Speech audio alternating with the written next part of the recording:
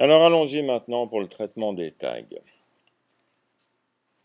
Dans le texte que je vous ai donné, j'ai mis en évidence certains mots entourés par des tags. Vous avez ici le tag qui indique le début d'un italique et ici le tag qui indique la fin d'un italique. Ces tags équivalent grosso modo à ce qu'on trouve sur Internet. Alors maintenant, il y a des tags beaucoup plus riches, beaucoup plus complets. Mais au départ, il y avait des tags qui définissaient les zones en italique, les zones en gras, les zones soulignées et plusieurs autres caractéristiques. Alors l'habitude que j'ai, quand je mets en forme un texte, c'est que je le traite en amont dans un éditeur de texte. Je nettoie ce texte. Si je le reçois d'un client, il n'y a absolument rien qui me dit qu'il n'y a pas de doubles espaces, qu'il n'y a pas de double tabulateur, qu'il n'y a pas d'espace avant les doubles ponctuations. Je préfère les rajouter après en mettant des espaces fines. Et on a déjà vu comment on faisait ça. J'ai rien qui me dit qu'il n'y a pas d'espace systématique après les ponctuations. Donc tout ce travail, je le fais en amont avec un éditeur de texte. Et en principe, j'utilise un éditeur qui s'appelle BBEdit, qui est une version payante. On trouve une version gratuite qui s'appelle Text Wrangler, du même constructeur, et qui permet facilement de faire ce genre de nettoyage. Donc je passe un certain temps à nettoyer le texte. Et avant de l'importer, je rajoute de manière manuelle, ou pseudo-manuelle, je rajoute des tags pour indiquer les zones où il y a de l'italique, où il y a du gras, où il y a des petites majuscules, etc., etc. Où il y a des titres de niveau 1, de niveau 2, de niveau 3. Et une fois que j'ai tous ces tags et que j'ai vérifié la structure de mon texte, c'est alors que je l'importe, que je copie ou que je colle pour le mettre dans InDesign. Et ce que je vous ai mis à disposition, c'est un texte qui est déjà tagué, dont la structure est juste parce que je l'ai vérifié. Donc ce qu'on va mettre en œuvre maintenant, c'est une méthode qui va utiliser des fonctions grep, où on va repérer ces tags et appliquer les styles correspondants. Alors le premier exemple qu'on va faire, c'est un exemple simple. Il est simple parce que les tags ne sont pas imbriqués les uns dans les autres.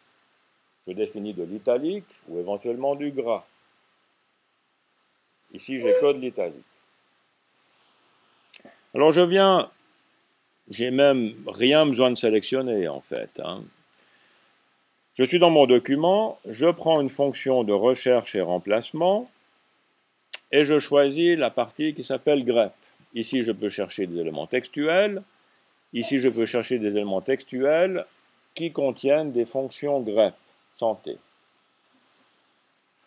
Et ce qui m'intéresse, c'est de localiser les tags. Alors dans le grep, je vais chercher le premier tag. C'est de l'italique. Et puis je vais chercher la fin du tag. C'est le /i. Donc je cherche quelque chose qui va commencer par plus petit que i plus grand que.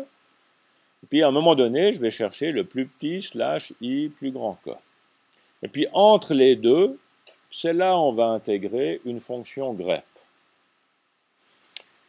Entre ces deux bornes, ces deux tags, j'aimerais mémoriser le contenu. Et la mémorisation, c'est les parenthèses.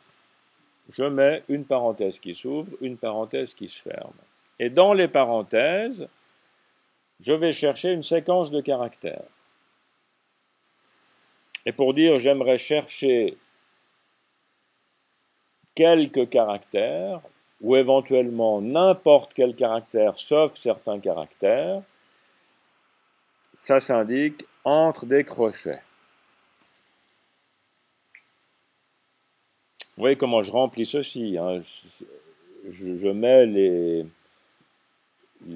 comment est-ce qu'on appelle ça, les caractéristiques que je recherche, le début et la fin, et c'est chaque fois à l'intérieur que je remplis. Donc maintenant, entre mes crochets, c'est là où j'indique la série de caractères que je cherche. Alors, si je recherche toutes les lettres majuscules de A jusqu'à Z, je pourrais mettre A-Z, qui va me chercher le A, puis le B, puis le C, etc. Mais il ne va pas me trouver le A minuscule, ni le E accent aigu, ni le E accent aigu majuscule. Donc ça, c'est une des manières de définir une zone de caractères que l'on veut retrouver. Ou alors, on peut dire, cherche-moi tous les caractères sauf quelque chose. Et l'indication qui nous permet de dire sauf, c'est le chapeau, le circonflexe. Donc je mets un circonflexe et un espace. Parce que si maintenant je tape la lettre E, j'aurai E circonflexe. Donc circonflexe, espace, ça veut dire que je vais chercher une série de caractères, mais pas ceux-là. Et si je mets maintenant ici A-Z, ça veut dire que je vais chercher tous les caractères entre le tag de début et le tag de fin, mais qui ne sont pas des lettres majuscules. Alors, ce qui m'intéresse de retrouver entre mes deux tags, c'est tous les caractères, sauf le début du tag suivant. Et le début du tag suivant, c'est le signe plus petit que. Plus petit que. Alors, si je regarde mon texte, j'ai mon premier tag que j'ai trouvé.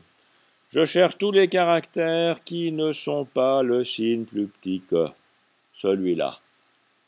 Donc, je vais mémoriser tout ce qui se trouve là entre deux. Puisque là-dedans, je n'ai pas le signe plus petit que. Maintenant, il y a encore une particularité. Si je mets cette séquence-là, la recherche va se faire sur un caractère. Je vais chercher le tag plus petit que i plus grand que, puis est-ce que le caractère qui vient juste derrière, est-ce qu'il ne serait pas par hasard le signe plus petit que? Mais il fera la recherche sur un. Si je veux que ma recherche se fasse sur plusieurs caractères, je dois rajouter après le crochet qui se ferme une indication qui est en principe soit l'étoile, soit le plus. Si je mets une étoile, ça veut dire que j'accepte que cette zone-là soit vide. On pourrait imaginer d'avoir un texte où il y a un début d'italique, puis rien du tout, et la fin de l'italique. Un champ vide, une zone vide, par exemple. Et dans ce cas-là, avec l'étoile, on trouverait cette chaîne-là. Si à la place de l'étoile, je mets un petit plus, ça veut dire que dans la zone qui est entre les deux tags, je dois au moins avoir un caractère. Un ou plus que un.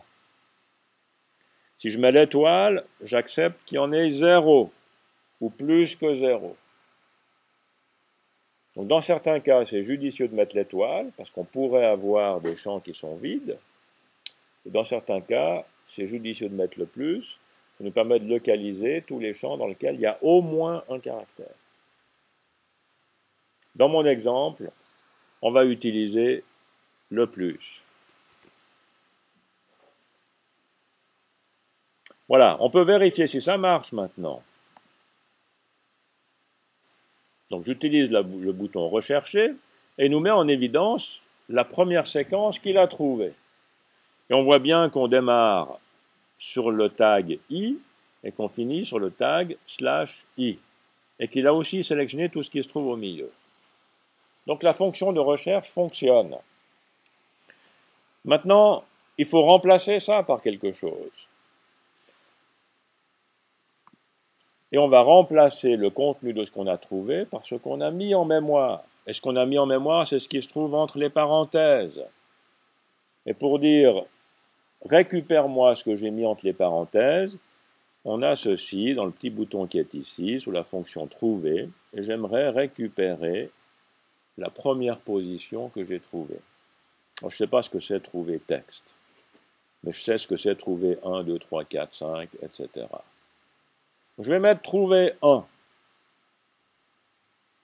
parce que c'est la première séquence mise en mémoire que j'ai trouvée. On peut en mettre plusieurs, on verra des exemples tout à l'heure. Et maintenant, il faut utiliser les formats. Parce que si j'efface les tags mais que je fais rien dans le texte, ben, j'aurai quand même pas de l'italique et c'est pas le but. Donc ici, on pourrait rechercher des formats particuliers. Donc c'est des formats de caractères, enfin c'est des styles de caractères ou des styles de paragraphes. Et c'est surtout dans la fonction remplacer que cela nous intéresse. On va rajouter un style de caractère. On va profiter de le fabriquer, puisqu'il n'existe pas encore. Ça sera pour de l'italique. Voilà le nom de mon style. Je choisis comme police italique. Donc je vous rappelle que le choix que vous devez faire là-dedans sera en fonction des disponibilités du style de paragraphe. Je valide.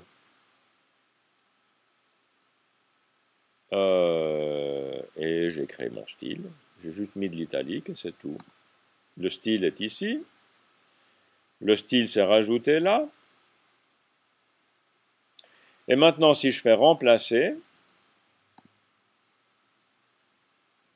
le mot est resté, les tags ont disparu, et le style que j'ai créé et que j'ai choisi a été appliqué. Je cherche le suivant. Je remplace. Je cherche le suivant. Et si je suis sûr de ma séquence, je peux faire tout remplacer.